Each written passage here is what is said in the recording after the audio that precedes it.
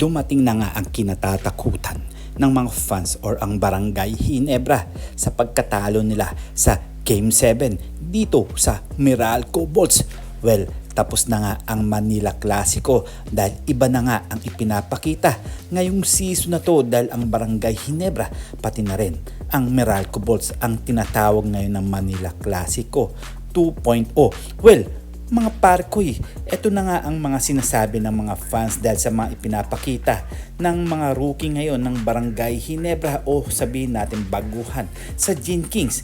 Ito ngang mga player na si Ahan Misi o sabihin natin na si Maverick Ahan Misi medyo minamalas nga ngayong Game 7. Well, maganda nga daw yung pinapakita neto ni Stanley Pringle. Bakit nga daw pinalitan itong si Pringle ni Ahan Misi? Well, mga parkoy, hindi ko rin alam kung ano nga ba talaga ang binabalak ni Coach Tim Cone. Bakit napakaganda ang nilalaro netong ni Stanley Pringle at biglaan na lang daw pinalitan ni Maverick Ahan Misi. Well, alam naman natin ang momentum ay nandito nga sa Barangay Ginebra at lamang na lamang nga sila at bigla na lang sila nahabol ng Meralco Bolts. Well, mahirap pag-isipan yan mga pare ko dahil ibang-iba nga talaga ang nilalaro neto ng Meralco Bolts. Well, sabi nga ng nakakarami nga ang Meralco Bolts nga nagpahirap dito ay si Bates nga daw na rookie ng Meralco Bolts. Well, kung sa makikita nyo talagang pinahirapan nito si Japet Aguilar pagdating sa ilalim. Well, nakakatuwa mang isipin talagang nagpapakitang gilas nga itong si Bates sa Meralco at talagang may gustong patunayan. Well, alam naman natin na yung mga rookie ng Meralco talagang napakagaling at talagang magaling mag-adjust sa sistema ng kanilang coach na si Luigi Trillo. Well, kayo ano ba ang inyong masasabi dito?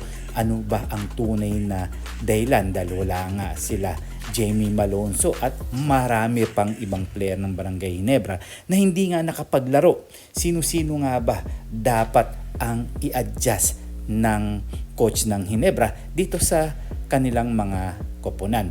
Well, etong mga player ng Ginebra medyo okay naman sila, kaya lang medyo talagang inaalat lang talaga sila ngayong Game 7 at talagang malamya ang mga laro nila. Ano magagawa natin dyan? Talagang hindi talaga sa Barangay Ginebra ang Game 7 at talagang siguro pinagkaloob na nga talaga sa Meralco Bolts ang finals dahil alam naman natin ng Meralco Bolts matagal na nila nakakalaban ng Barangay Ginebra at matagal na rin nila pinaghahandaan ang mga laro neto o yung mga play neto. Well, ano kaya ang gagawin ni Coach Tim Cone sa susunod na season? Anong adjustment at sino-sino ang mga pwedeng palitan? Well, congrats nga pala sa Meralco Bolts dahil nga pinaghirapan talaga nila lahat. Ultimo ang mga coaches. Well, good luck na lang sa finals at makakalaban nga nila ang sister team ng Barangay Ginebra na SMB. Well, sana manalo ang Meralco. Tingnan na lang natin kung ano mangyayari sa susunod na laban or sa susunod na Game 7 ng Meralco versus SMB. Well, see you for my next video. See you for my next vlog. God bless.